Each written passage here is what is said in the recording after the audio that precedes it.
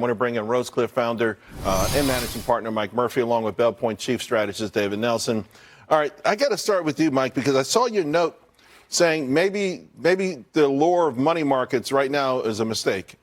For sure. You know, I think some people, Charles, are saying I can get short-term 4 or 5% on my money, I'll take it. And what happens? Right after they do that, the S&P rallies over 7% in 2 weeks. So I think if you're good with the 5%, if that is good for you over the next 3 months, 6 months, however long you can get it, that's great. But I think if you're talking about maximizing your returns or focusing on longer-term returns, as we like to do, you want to be invested in the market. And, David, you're a little bit on the other side of that.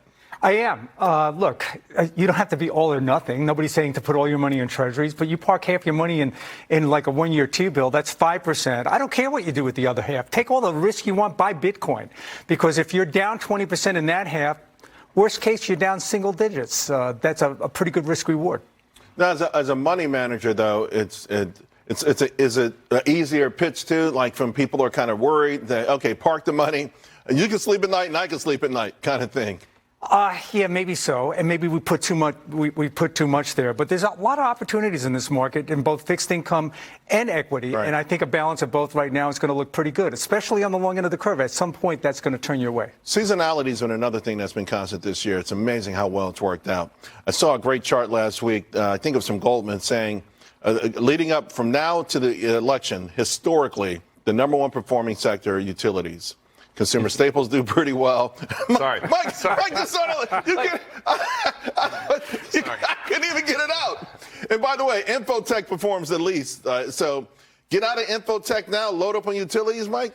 Charles, I think the biggest mistake for your viewers watching at home is to try to figure out when at what time to move into one sector, out of another sector. I would almost go so far as to say most people will fail if they're trying to do that. If they're trying to pick what sector they should be into, chase energy, sell tech, move back into tech.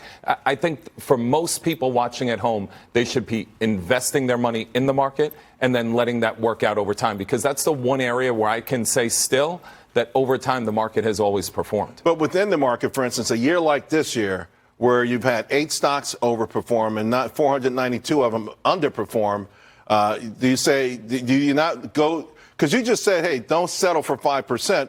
Do you ignore 44% in technology this year? No, I think that the best move is to be invested in a broad basket like the S&P 500. So whatever is driving it, that gets rebalanced. So right now it's Apple, Microsoft is about to take over. But look down a few spots. You know, you have Berkshire Hathaway, the best value investor of all time. So Berkshire Hathaway is also one of the largest holdings of the S&P 500. So I think for most people, unless you're an active trader, for most people, they should be investing their money for the long term in a broad basket. Well, you're always vested too, David. I am, and I'll echo what he just said, because actually one of the worst strategies this year were market timing strategies. The worst index out there was probably tactical.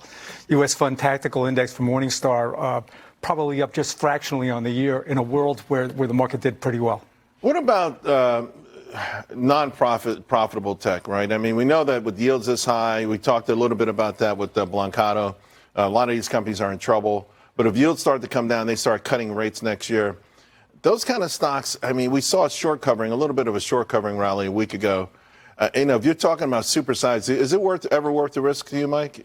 For companies that are losing money? Yeah. You know, it is, because let's talk about 2 recent examples where companies went from losing a lot of money to making money. Like Amazon, you know, they lost money for years before they turned it around, and look at them now. And then you also have Uber, which a very short time ago, they talked about becoming a profitable company. Here they are north of 50, and they are profitable. So I think if you get it right, but it's tough to know who's going to be able to get it right. And there's a lot of macro conditions that can vary. I think what they have in common, though, David, is that they spent a lot of time taking market share and building moats around their business. And I think that's great, but it's not enough. There has to be a path to profitability. You don't have to be profitable right now. It could be 1, 2, 3, 4 years ahead. But I got to see that rainbow on the other side. All right, before I let you go, up for the rest of the year into next year? Yeah, we probably drift higher, but I think January will be kind of wonky. But I'm just guessing.